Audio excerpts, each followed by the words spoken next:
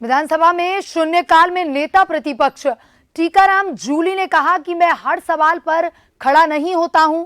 विधानसभा अध्यक्ष का झुकाव जो है वो विपक्ष की तरफ होना चाहिए। हम हाई कोर्ट सुप्रीम कोर्ट तो नहीं जा सकते। कल जिस प्रकार का मंत्री का वक्तव्य आया वो निंदनीय है। कल इस सदन में असंसदीय शब्दों का प्रयोग किया गया। हम आसन का सम्मान करते हैं। और इसी खबर पर ज्यादा जानकारी के साथ न्यूज हेड योगेंद्र शर्मा हमसे लाइव जुड़ चुके हैं। योगेंद्र जी, विधानसभा में शून्यकाल में नेता प्रतिपक्ष टीकाराम जूली जो है उन्होंने कहा है कि वो हर सवाल पर खड़े नहीं होते हैं और इस पर ही संसदीय कार्य मंत्री ने भी कहा कि हम जो है सम्मान करते हैं। यहां पर वो विधानसभा की जो एक कार्यवाही है अब स्थगित कर दी गई है और शून्यकाल के दौरान टीकाराम जूली का ये सब कहना सामने आया है। क्या कुछ आपका कहना है इस पर?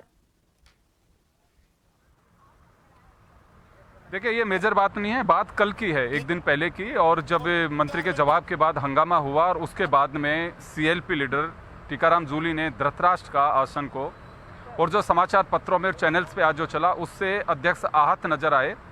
शून्यकाल में बात रखने की व्यवस्था दी गई थी। टीकाराम जूली जो विधानसभा में नेता प्रतिपक्ष है उन्होंने अपनी बात कही और जो आप स्क्रीन पे देख रहे हैं वो कहा गया कि हम कोई अदालत तो जा नहीं सकते, हम आप ही से संरक्षण चाहते हैं। इसी पे हंगामा रहा। मुझे लगता है कि मामला सॉर्ट आउट भी हो चुका था। लास्ट में अध्यक्ष जी ने जो कहा कि आप चाहें तो मेरे खिलाफ अविश्वास लेकर के आ सकते हैं। मुझे दोनों तरफ से सुनने को मिलता है कि हाँ पक्ष कहता है कि आप उनकी तरफ देखते हैं, ना पक्ष कहता है कि आप हमें संरक्षण नहीं देते। इस पे जब जूली ने कहा कि हम आपका रेस्पेक्ट करते हैं और ज़रूरत पड़ेगी कभी ऐसा लगा तो अविश्वास प्रस्ताव भी ला सकते हैं, उसी से हंगामा शुरू हुआ। दोनों ओर से सदस्य खड़े हो गए और विधानसभा की कार्रवाई 1 घंटे के लिए स्थगित कर दी गई। अगर ओवरऑल अगर हम बात करें क्या इसे टाला जा सकता था, मामला निपटता दिखाई दे रहा था, आखिर उसके बाद ऐसी स्थिति क्यों बनी? वरिष्ठ पत्रकार राजीव जैन साहब हमारे साथ हैं और हमारे सहयोगी दर्शक सिंह हमारे साथ में हैं।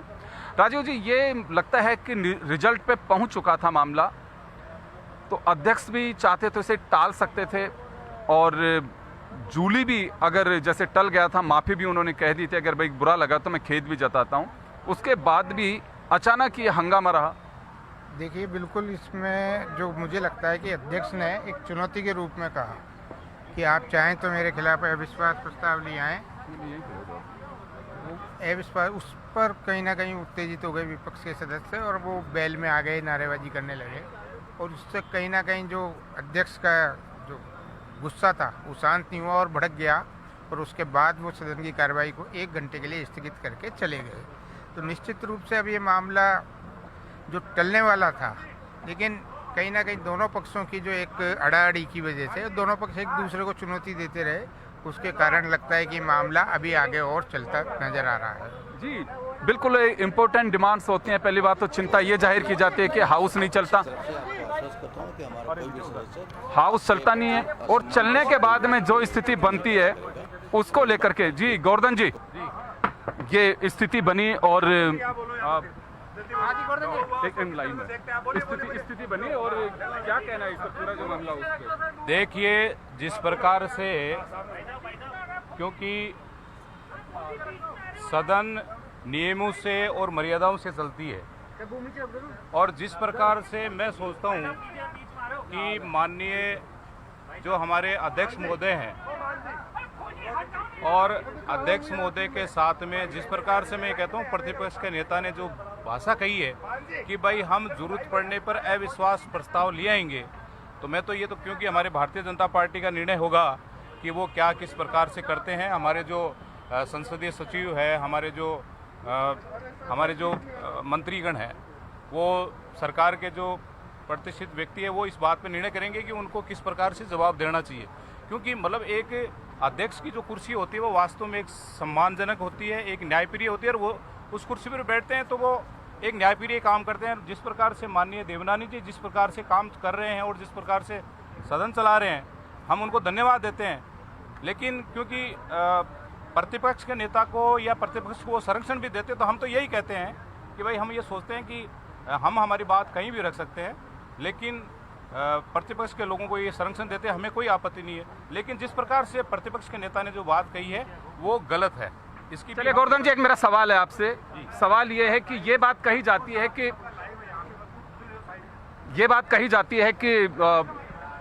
ये मंत्री ठीक से जवाब नहीं देते और मंत्रियों के जवाब की जो बात आती है वो ये आती है कि पूछा जाता है 2023 के आंकड़े, दिया जाता है 2016 ऐसा कुछ नहीं है। हमारे जो मंत्री महोदय बहुत बढ़िया तरीके से तैयारी करके आते हैं और जो भी सवाल पूछा जाता है उसकी बहुत बढ़िया तरीके से जवाब देते हैं। बिल्कुल ठीक है, लेकिन आप ही के विधायक कई कहते हैं, हाउस के अंदर भी बोलते हैं कि जवाब मेरा ये था ही नहीं, आप जवाब गलत दे रहे हो। ऐसा कुछ नहीं है। ऐसा तो हो सकता है कि उनकी सोच हो सकती है, आपके सदस्यों की भी? हमारे सदस्यों की एक की भी नहीं है। हमारे नहीं, अभी कहा ना, एक रोज शून्य काल के अंदर ही कहा कि सवाल का जवाब गलत है। हमारे सदस्य सभी बिल्कुल इस बात से आश्वस्त है। प्रतिपक्ष के लोग कुछ कह सकते हैं, इससे मैं सोचता हूँ कि उनकी धारणा होगी। धन्यवाद जी।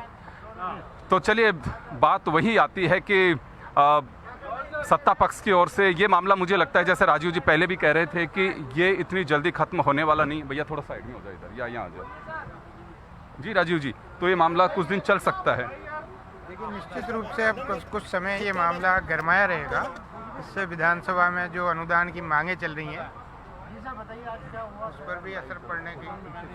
थोड़ा सा साइड में होना है, लाइव थोड़ा दिखाई नहीं दे रहा है। तो हट फिर पीछे, पहले से कर रहा हूँ लाइव, तो असर कर ही जा रहा है। जो अनुदान की मांगों पर बहस और वाद विवाद जो होने वाला है उस पर इसका निश्चित रूप से असर पड़ेगा।